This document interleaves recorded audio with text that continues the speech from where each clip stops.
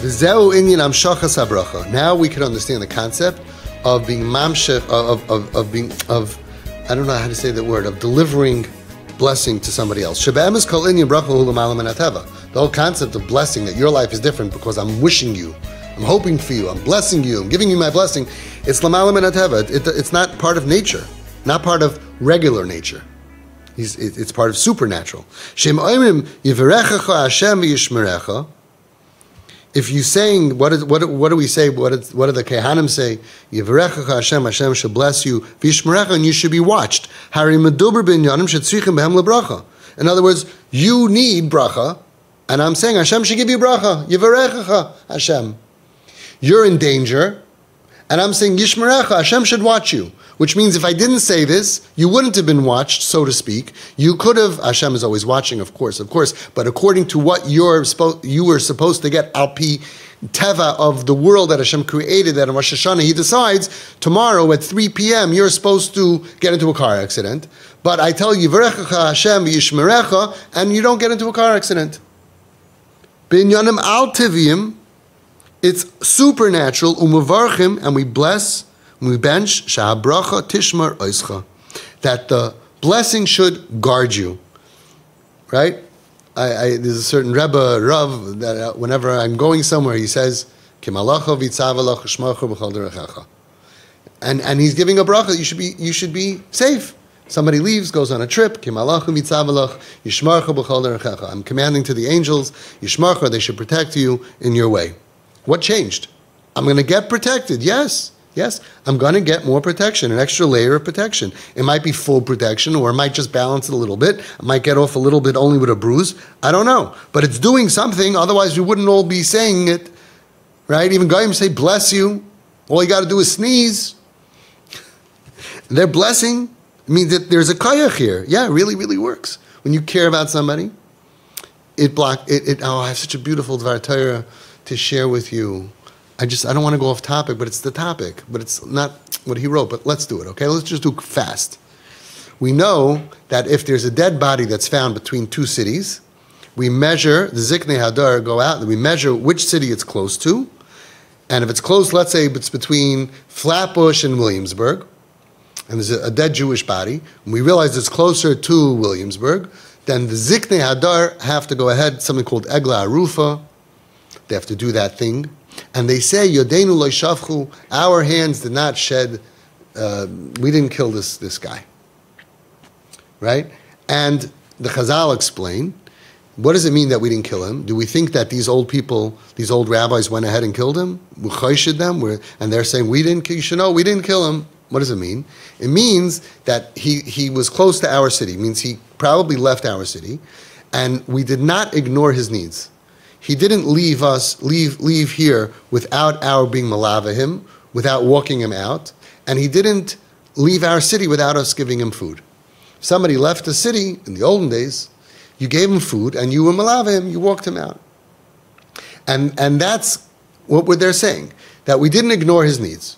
So the obvious question is, let's say you walked him 20 feet, 50 feet, 100 feet, and you gave him tuna fish sandwiches, or cholent, or the best food in the world. What does that have to do with the fact that an hour later or a day later, that he wouldn't have been attacked by vagabonds, by crooks, and being killed? What is the connection? If saying we didn't kill him means that we didn't ignore him and when he left town, and we didn't not give him food, that's not what happened. Somebody killed this guy. A gang came, or a single person came and stabbed the guy, or gunpoint and stole his wallet. So what does it mean that we didn't kill him? We were not malava him, and we didn't shalai patrinu b'lay levaya of nezaynis. What does it have to do with the fact that he's dead? Now, one of the Rishonim, and I don't remember if this is a Ramban or if it's a Kliyok, or I have it written down in my notes, but he says something fascinating. He says, because when you care about somebody, you create angels that would have protected him. I had no idea. I know when we make a bracha to Hashem, we create angels. I know that there's a concept that we can create an angel from our mitzvahs. I didn't know that I have the ability of creating armed guards that will watch over you. That's what it says. I think it's a Ramban. You can look it up by Egla Rufa. But the Rishon says, whoever it is, says that when I walk you out, I'm giving you honor. You know, if a chashuv person comes to visit you, you don't just open the door and say bye. You're supposed to be malava, dalar amas, or 10 feet or whatever. You're supposed to walk him out. It means chashuv, you're chashuv. So this guy is walking around, and he leaves, and nobody cares. He's worthless. He's nobody. So the pashut shot is that a guy who is not cared for, he becomes vulnerable, and he's a target, and therefore we're responsible for his death. Because the guy who's looking to ambush, he sees a guy walking nice, strong, good self-esteem. Then he sees a guy, nobody cares about me, nobody likes me. Somebody, when you build a self-esteem, also very interesting, they're not vulnerable. The molesters know that. Which kids are vulnerable? Yeah, the ones who don't have self-esteem. A lot of times they don't have self-esteem because their parents are angry at them and break their self-esteem because they're trying to protect them or they're trying to motivate them for Torah or to do well. And hello, you break the self-esteem, that's not part of chinuch. Chinuch is not with breaking. How could you build someone up while you break them? So stupid. And the molester knows. Yeah. Who's vulnerable? This one, I'll pass. And this one, he's vulnerable. How you doing? What's the matter? How's it going? And the kid's like, somebody cares about me. Wow. Yeah, the molesters know. And the Ganavim know. Yeah. You know, everybody knows that there's something called an alarm on your house to protect your house. But everybody knows that any real burglar can get past the alarm in like 12 seconds or something like that. They can get past the alarm on your car. They can get past the alarm in your house. It's nothing for them. So why do you have an alarm? The answer is because statistically it shows that the burglar would rather burglarize the house across the street without an alarm. That's all. So the guy who's waiting to mug somebody, he doesn't mug just anybody, just like he's not going to mug a 7-foot guy, you know, with huge bulging muscles. He's not going to approach the guy. He's also not going to mug somebody with healthy self-esteem, even if he's 5'6". He's feeling good about himself. There's a certain vibe, and that matters. Someone who feels nobody cares about me is a target. That's one pshat. But the Ramban, or the Rishon, which I forgot, says a different thing. When you are malava somebody, and when you give them food, in essence, you're saying, I care about you. And therefore, you create angels, bodyguards, that will protect him. And he would not be dead. He would not be dead if the people in the city would have done that for him. Psh. Either al pi teva, because he would have a higher self-esteem, or spiritually because he's protected by angels that he can't even see, but they're there. And who created those angels? You did. You, regular you and me, with all our Averis and everything, we can create angels. I never knew this. I couldn't believe when I saw this. And it comes out of love, out of care. And to the extent that this dead guy is our fault if we didn't create angels to protect him. So the Ziknei Ir come out and they represent the city and they say, we did not let this guy leave without acknowledging him. We did not let this guy leave without being malava him, walking him out and giving him kavod and giving him food, which essentially would have created angels to protect him. And therefore, don't blame us for his death. This is the concept of bracha, that the whole idea of blessing, that you can create angels to protect people, or that you could affect somebody's life. He's only supposed to make $32,000 this year, but you blessed him and he made $33,000 or $33 million. I don't know how good your blessings are, right? But you could affect somebody else's life with your blessings, l'mala min hateva, above the nature, not the nature that Hashem created the world, because it's in that nature. That's what he's saying, but it's above the regular nature, because natural nature of nature, not the nature of the supernatural. But the nature of the nature, telling someone, good luck, have a great day, whatever. Again, it does build self-esteem and it does create, I'm not talking about that. Just saying, you should be blessed. You should make a lot of money. It shouldn't have any effect on somebody's financial statement at the end of the year. You're not going to put in the IRS thing. By the way, I made a lot of money because I met a guy and he said, make a lot of money. I bless you, you should make a lot of money. But he says over here that bracha, that's how it works. that this guy needs blessing. He needs something better. Let's say they're waiting to have a child. Let's say they're in shidduchim, and you give them a bracha. It means that they need more than they were going to get, according to the nature that Hashem created at Rosh Hashanah. It's decided, and v'yishmerecha, they need protection that they wouldn't get on their own merit, and by telling them this, they actually get it.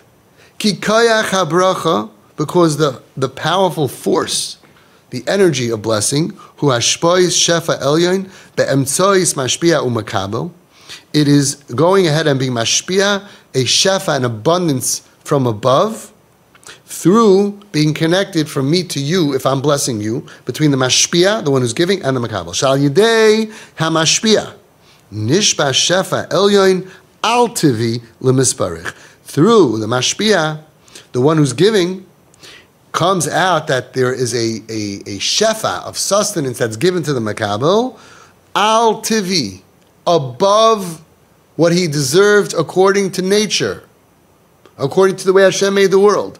Hashem made this also. He made this in his world also, that there's a natural way and there's an above nature way but nobody knows this. It's secret. That's what bracha is. People who do it, even in the world, they don't understand this, but this is the way it works. Through the misparech, through the bracha, that's what happens. We see this concept of bracha in the Avos HaKadoshim. Avram, Yitzchak, and Yaakov. Birchas Avram li Yitzchak. We see that Avram benched Yitzchak. Birchas Yitzchak li Yaakov. Yitzchak benched Yaakov. U'birchas Yaakov lebanav. But in Parashas Vayechi, Birchas Yaakov, he blessed his kids. But look what it says. When Yitzchak wanted to make the bracha and give over brachas to Yaakov, what does it say? V'asa li matamim. Make food for me. And then after he had the food, Kshana ushka libani. Come close to me and kiss me, my child. He was opening up. Of course there's love deep down, but when you hug someone, when you kiss someone, when they make food for you and you thank them, you make a special delicious meal, you give them a gift, you're awakening channels of ahava. Bichdei, in order lahamshich bracha, in order to be mamshich, there's a better word for it, to give over bracha, blessing, tzarich shetehei ahava bein hamashpia lemakabel. It has to be love. Shahava hi hamakasheres beineim. That's the connection between them is love. So there's a pipe that's coming out of you and connecting. Actually, it's here out of your heart. People do this, right? Out of your heart, connecting you to that person. So if your love to that person is 5%, the most that you can be mashpia is 5% of whatever the bracha is going to be. But if you awaken your love to that person, and it becomes 30%, 40%, 80%, 100%, you're opening up that sinar, that pipeline. It's not verstoppt, it's not blocked. The respirator becomes clear, you're getting 100% of the bracha, of whatever that value is. Of course, you go to a tzaddik. Tzaddik Geyser, HaKadosh Baruch Hu Mekayim. Of course, but also, 100% of the tzaddik bracha comes from the 100% of the hava being open between him and you. Right? If you step on his toe and you punch him in the face and then he gives you a bracha on 1% the hava, you're only getting 1% of whatever he can accomplish with his bracha. Clear? I just want to point out, we have a sickness that some parents, Nebuch, that they were brought up by survivors of the Holocaust. For whatever reason, a lot of them didn't hug and kiss their children. And I see parents that don't hug and kiss their children. And somehow it became like a goyish thing. But we see that Avram hugged and kissed Yitzchak. Yitzchak hugged and kissed Yaakov. Yaakov hugged and kissed his children and his grandchildren.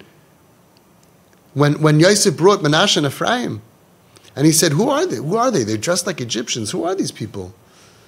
And he said, These are my children. He said, Come here. And he hugged and he kissed them. When did it become a goyish thing to hug and kiss your children? When did it become a goyish thing to be ma'er ahava to your children? all of your blessing when you bench them Friday night, which you must do, and if it's not your minhag, it wasn't my minhag, I started doing it 20 years ago, I don't care, I'm not going to go to Gehenim because I'm doing this. It's not my minhag. It's brought down in the Arizal, and even if without that, I'm not going to get into all the reasons why you should do it. Anyway, the bottom line is, you put your hands on your kid's head, and you say, V'rechacha Hashem v'yishmerecha. The amount of ahava that you have is diluted. If it's low ahava, because you're annoyed at them, you're giving less blessing to your own child, and actually causing yourself more grief. Let's say the reason why the ahava level why the pipe is being stuffed up is because they're going through a challenge, or they're being challenging chutzpahdik, or a Yiddishkeit problem, whatever it is, they're being annoying to you, you're fighting with them, but now your bracha is becoming only 50%. How foolish, give them more bracha. You have to awaken the ahava, which is what the Nesiv Shalom himself says. Interesting. He says, I just thought of it now, he says in Nesiv Chinuch, that what should you do when you see that your child is struggling with Yiddishkeit, he's struggling with bad stuff, or even stealing from other people, or even from the parents? What should you do? You catch him on the internet, schmutzy things. What should you do? So unfortunately, a lot of the gut instinct of the parents is to show you that I'm angry. I have to lower I'm not going to show you that I love you and I'm proud of you and everything's good. No, I got to show you I'm upset, and that lowers the shefa of ahava. I'm closing the respirator, the air valve, the air conditioning valve. You're getting only 50% or 30% of the power of the air conditioning. And a lot of times that's the advice. When people go for advice, they get counseled. You have to have rules and consequences, boundaries, and argue and fight and control, and that lowers the ahava from your side, it lowers the ahava from the kid's side. But the Nesiv Shalom says, interesting, he says, Muchrachim lishlait, you must get a hold of and control, we would say, hayeled, the child. He's watching porn, he's doing terrible things, he's horrible. No, Muchrachim lishlait beruach. Says the Nesiv Shalom, you're annoyed, he's stealing from you, you're annoyed. You got to get a hold of yourself. You got to get a hold of yourself. Don't freak out. Don't get angry. You're not allowed to get angry, no matter what.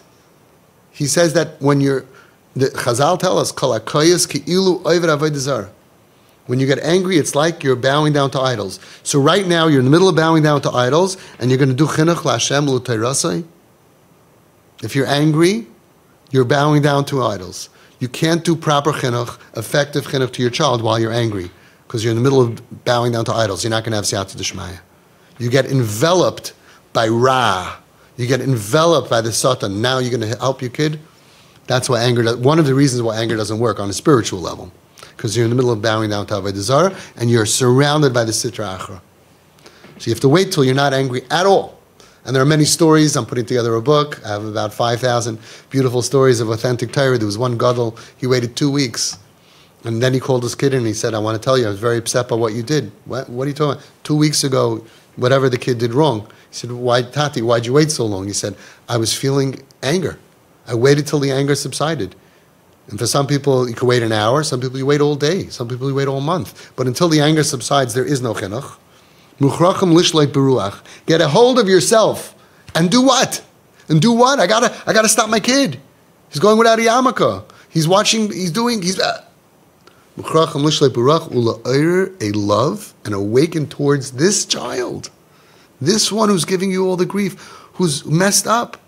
Ula'ir, a love, ahava v'chemla b'li gvul. Awaken love and mercy and compassion to this child, beligvul, endless. Even more than you did until now. He needs more love, not less love. He needs to know more. I'm so proud of you. I love you. And that is the way to heal him. You can never compromise the respirator for any reason. And again, it's the same concept. That parents, in order to help your kids, especially when they're struggling, the respirator's got to be on 100. You got to love them.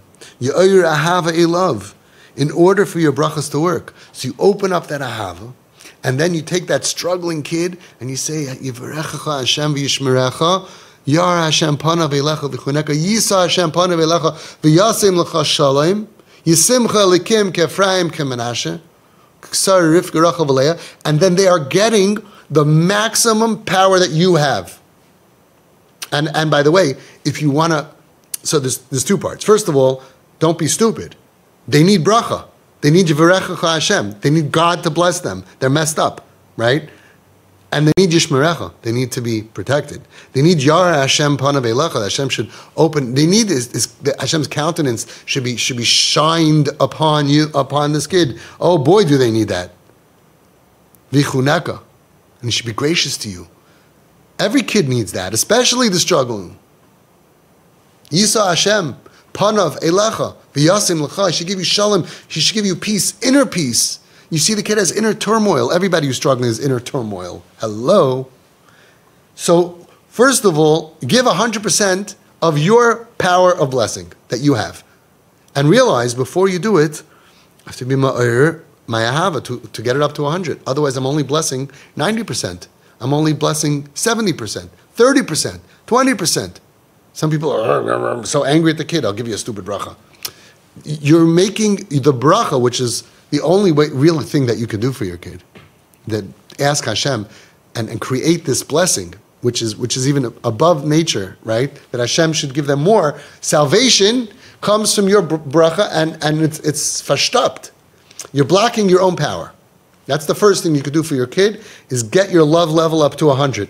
Yeah, but she shaved off both sides of her hair and the middle is pink. I understand this challenge. Now, you want to save her? Do you want to save her? What about when you're messed up? You do a lot of averos, but you go to a big rebbe. You want saving? He knows what you did last night. He has Ruach HaKodesh. But you want him to bench you anyway. And if he doesn't have a hava to you, then his blessing is also watered down. So you would say, please, Rebbe, love me. Please, Rebbe, give me 100% of your power, of your bracha, of your blessing. And he says, yeah, but I can't. You're disgusting. You wouldn't want that. You have to awaken. You have to say, now I have a chance to do something amazing. I have a chance to ask Hashem to protect my child or anybody. Or they should build a bayis neman. They should have children. They should have shidduchim. After you ma'ir ahava, then I get 100%. That's the first thing you can do to actually help your kids from when they're little, from when they're born. The second thing is, how much power does your bracha have? The more you steig, the more bigger your impact can make. Become a tzaddik. Then tzaddik goes of HaKadosh Baruch Hu Mekayim. Work on yourself, that your bracha should have even more value. So maybe your bracha, you can give somebody, if you give him a bracha on Parnasa, it can give him $5,000. Now, that's at 100%. But if you're only awake and ahava 50%, your bracha is only going to go 2,500, right? But if you work on yourself and you're holier, your bracha is more powerful, he can make 10,000. But again, if it's only 50% of the... You got what's happening here? This is the way the world works. The world that you do not see. The world of how you can give shefa to other people and make their lives better.